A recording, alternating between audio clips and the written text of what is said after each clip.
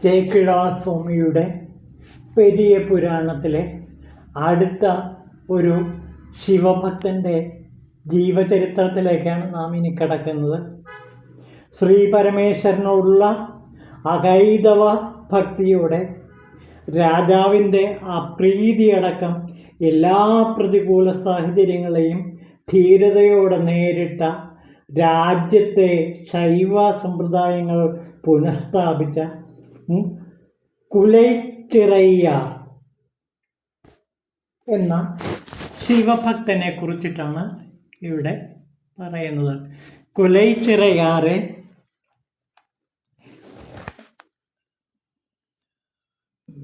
പെരുനമ്പി എന്നാണ് സുന്ദരമൂർത്തി സ്വാമികൾ വിശേഷിപ്പിച്ചത്. പെരുനമ്പി എന്ന് വെച്ചാൽ വളരെ ശ്രേഷ്ഠനായ ആ വലിയ ഭക്തൻ എന്ന അർത്ഥത്തിലാണ് സുന്ദരമൂർത്തി നായനാർ തിരുത്തൊണ്ടത്തുകയിൽ കുലച്ചിറൈ നായനാരെ കുറിച്ചിട്ട് വിവരിക്കുന്നത്.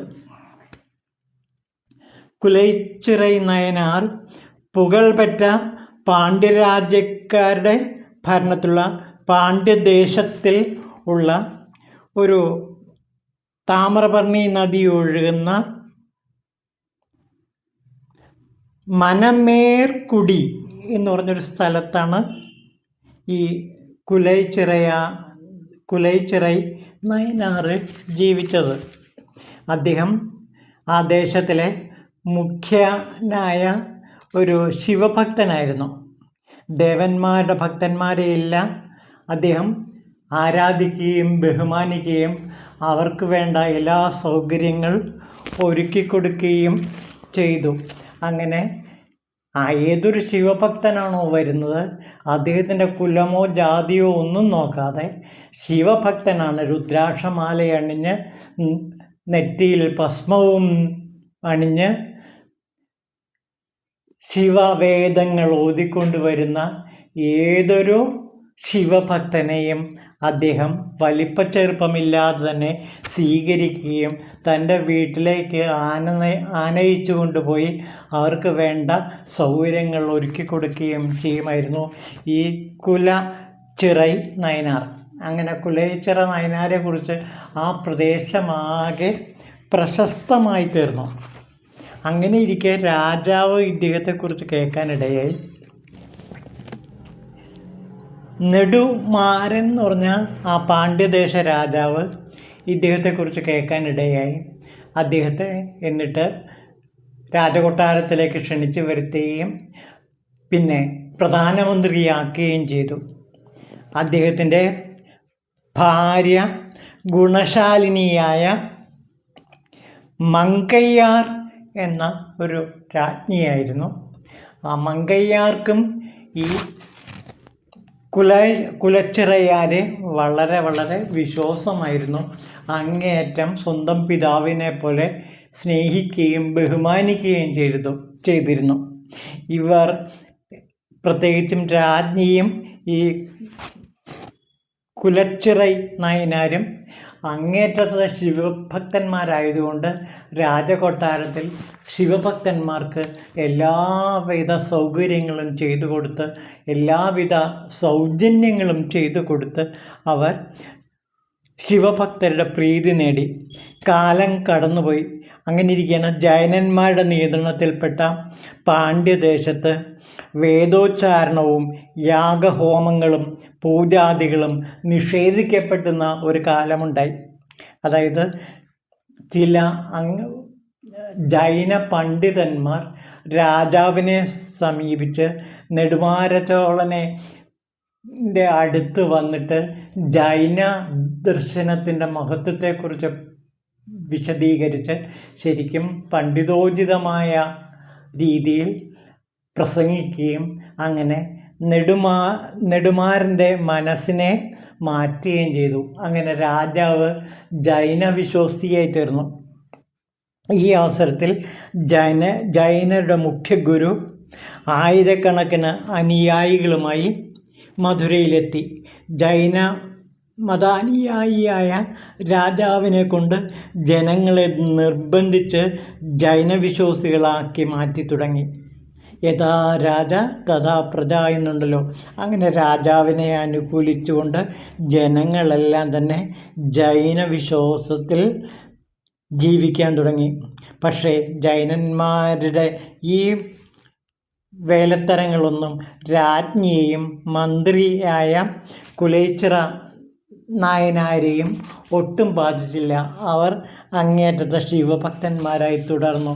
എങ്കിലും രാജാവിൻ്റെ അപ്രീതി രണ്ടുപേർക്കും സഹിക്കേണ്ടി വന്നു. ഒരു ദിവസം കുലച്ചിറയാർക്ക് ഒരു സ്വപ്ന ദർശനമുണ്ടായി. അതനുസരിച്ച് രാജ്യമായി കൂടിയാലോചിച്ച് വേദാരണ്യത്തിൽ തങ്ങിയിരുന്ന ഭക്തസമ്രാട്ടായ ജ്ഞാനസംബന്ധരോട് മധുരയിലേക്ക് വരാൻ അപേക്ഷിച്ചുകൊണ്ട് വിശ്വസ്തരായ ബ്രാഹ്മണര ശ്രേഷ്ഠരെ അയച്ചു. അപേക്ഷ സ്വീകരിച്ച് ജ്ഞാനസംബന്ധർ മധുരയിലേക്ക് വന്നു. തിരുജ്ഞാനസംബന്ധർ അതായത് 3 വയസ്സിൽ തന്നെ പാർവതീദേവിയുടെ ജ്ഞാനാമൃതം നുകർന്ന മഹാജ്ഞാനിയായ മഹാപണ്ഡിതനായ ജന്മനാ തന്നെ പാണ്ഡിത്യത്തിൻ്റെ ഉത്തുംഗ സോപാനത്തിലേറിയ ഈ തിരുജ്ഞാനസംബന്ധർ അദ്ദേഹം ബാലയോഗി എന്ന പേരിലാണ് അറിയപ്പെട്ടിരുന്നത്. കാരണം 10-12 വയസ്സുള്ളപ്പോൾ തന്നെ അദ്ദേഹം അവിടമാകെ പ്രശസ്തമായി തീർന്നു. ഈ ജൈനവിശ്വാസികളെ പലപ്പോഴും വാദപ്രതിവാദങ്ങളിൽ പങ്കെടുത്തുകൊണ്ട് തോൽപ്പിക്കുകയും ചെയ്തിരുന്നു. അങ്ങനെയുള്ള തിരുജ്ഞാനസംബന്ധരാണ് മധുരയിലേക്ക് വന്നത്. മധുരയിൽ വന്നപ്പോൾ ജ്ഞാനസംബന്ധർ പറഞ്ഞു, ജൈനന്മാരുമായി വാദപ്രതിവാദം നടത്താൻ ഞാൻ തയ്യാറാണ്. മീനാക്ഷി ക്ഷേത്രത്തിൽ ഹാലാസേശ്വര സന്നിധിയിൽ വച്ച് ഈ പരീക്ഷണം നടത്താം എന്ന് ജ്ഞാനസംബന്ധർ കുലൈച്ചിറ നയനാരെ അറിയിച്ചു. എന്നാൽ കുരുട്ടുബുദ്ധിക്കാരായ നഗ്ന ജൈനന്മാർ ഒരിക്കലും അത് സമ്മതിച്ചില്ല. അവർ പറഞ്ഞു, മന്ത്രതന്ത്രാദികളിലുള്ള പരീക്ഷയാണ് ഞങ്ങൾ ആഗ്രഹിക്കുന്നത്. അതിനെ നേരിടാൻ ജ്ഞാനസംബന്ധർക്ക് കഴിയുമോ എങ്കിൽ വരൂ എന്ന് പറഞ്ഞു. സംബന്ധർ ആ വെല്ലുവിളി ഏറ്റെടുത്തു. അങ്ങനെ മന്ത്രതന്ത്രങ്ങളെ ആസ്പദമാക്കിക്കൊണ്ട് വലിയൊരു ജ്ഞാനപരീക്ഷ മധുരയിൽ നടന്നു. ആ ജ്ഞാനപരീക്ഷയിൽ ബാലയോഗിയായ ഏതാണ്ട് 10-12 വയസ്സ് മാത്രം പ്രായമുള്ള ഈ തിരുജ്ഞാനസംബന്ധർ ജൈന പണ്ഡിതന്മാരെ വാദപ്രതിവാദത്തിൽ തോൽപ്പിക്കുകയും അങ്ങനെ ജൈന വിശ്വാസികളെ മുഴുവനും അവിടെ നിന്ന് തുരത്തുകയും ചെയ്തു. അങ്ങനെ ജൈന വിശ്വാസികൾ മുഴുവനും പാണ്ഡ്യരാജ്യത്തു നിന്ന് അപ്രത്യക്ഷമാകുകയും അവിടെ ശൈവ ദർശനങ്ങൾക്ക് പ്രാധാന്യം ലഭിക്കുകയും അങ്ങനെ ജനങ്ങളെല്ലാം ശൈവവിശ്വാസികളായി വീണ്ടും മാറുകയും ചെയ്ത സംഭവമാണ് ഈ കുലൈച്ചിറ നയനാരുടെ കഥയിലൂടെ പെരിയ പുരാണകർത്താവായ ചേക്കിഴാർ വിവരിക്കുന്നത്. അപ്പോൾ കുലൈച്ചിറ നയനാർ സത്യത്തിൽ ചോള രാജ്യത്തെ പ്രധാനമന്ത്രി എന്ന നിലയിൽ ചെയ്ത ഏറ്റവും വലിയ സേവനം അവിടെ തിരുജ്ഞാനസംബന്ധരുടെ പ്രവേശിപ്പിക്കുകയും അദ്ദേഹത്തെ വേണ്ട പോലെ സ്വീകരിച്ച് ആനയിച്ച് അവസാനം ജൈനന്മാരുമായി ഒരു വാദപ്രതിവാദത്തിൽ ഏർപ്പെടാൻ വേണ്ട സൗകര്യം ഒരുക്കുകയും ചെയ്തു. അങ്ങനെ മന്ത്രതന്ത്രങ്ങളിലും ശൈവ വിശ്വാസികൾ അങ്ങേയറ്റം ഉയർന്ന നിലവാരം പുലർത്തുന്നുണ്ട് എന്ന് ജനങ്ങൾക്ക് ബോധ്യപ്പെടുകയും രാജാവിനും ബോധ്യപ്പെടുകയും അദ്ദേഹവും പഴയ പോലെ തന്നെ ശൈവ വിശ്വാസിയായി മാറുകയും ചെയ്തു. കാലക്രമേണ ഈ കുലച്ചിറ നയനാർ ശിവപദം പ്രാപിക്കുകയാണ് ചെയ്തത്. അങ്ങനെ കൈലാസത്തിൽ ശിവനോടൊത്ത് വാഴാൻ കുലച്ചിറ നയനാർക്ക് കഴിഞ്ഞു. അതുകൊണ്ടാണ് ഈ 63 ശിവഭക്തന്മാരുടെ കൂട്ടത്തിൽ കുലച്ചിറ നയനാർക്ക് പ്രാധാന്യമുള്ളത്. മാത്രമല്ല കുലച്ചിറ നയനാരാണ് പാണ്ഡ്യരാജ്യത്ത് വീണ്ടും ശൈവ ദർശനത്തെ അരക്കിട്ടുറപ്പിച്ചത്. അതിന് തിരുജ്ഞാനസംബന്ധൻ്റെ സഹായം വേണ്ടി വന്നു. അതിൻ്റെ എല്ലാ കരുക്കളും നീക്കിയത് ഈ കുലച്ചിറ നയനാരാണ്. അപ്പോൾ നഷ്ടപ്പെട്ടു പോയ ശൈവവിശ്വാസത്തെ വീണ്ടും കൊണ്ടുവരാനും ആ ശൈവവിശ്വാസത്തിൻ്റെ അധീനതയിൽ പാണ്ഡ്യരാജ്യത്തെ വീണ്ടും കൊണ്ടുവരാനും ഇവിടെ കുലച്ചിറ നായനാർക്ക് കഴിഞ്ഞതായിട്ട് ചരിത്രം രേഖപ്പെടുത്തുന്നു. അപ്പോൾ ഒരു കാര്യം ഇവിടെ നാം മനസ്സിലാക്കണം, ആ നൂറ്റാണ്ടിൽ ശൈവ ജൈന ദർശനങ്ങൾ തമ്മിൽ ഒരു വലിയ സംഘർഷം നടന്നിരുന്നു. ആ സംഘർഷത്തിൽ അങ്ങേറ്റം കയ്യൂക്ക് കാണിച്ചിരുന്ന ശാരീരികമായ കഴിവുകളും അതേപോലെ തന്നെ രാജാവിൻ്റെ സഹായവും എല്ലാം ലഭിച്ചിരുന്ന ജൈനന്മാർ ആധിപത്യം ചെലുത്താൻ വേണ്ടി എന്ത് നിന്ദ്യമാർഗവും സ്വീകരിച്ച് ജൈനവിശ്വാസത്തെ അവിടെയാകെ വ്യാപിപ്പിക്കാൻ വേണ്ട എല്ലാവിധ കുതന്ത്രങ്ങളും ആവിഷ്കരിച്ചിരുന്നു. ആ തന്ത്രങ്ങളെ മുഴുവനും ഇല്ലാതാക്കാൻ പ്രധാനമായിട്ടും കഴിഞ്ഞത് 2 പേർക്കാണ്. അത് തിരുஞான സംബന്ധർക്കും അതേപോലെ അപ്പർ എന്ന തിരുനാവുക്ക് അരശർക്കുമാണ്. അവർ എല്ലാ ശിവക്ഷേത്രങ്ങളിലും നടന്ന് ഗാനങ്ങൾ തേവാരങ്ങൾ പാടി ജനങ്ങളെ ഉത്ബുദ്ധരാക്കുകയാണ് ചെയ്തത്.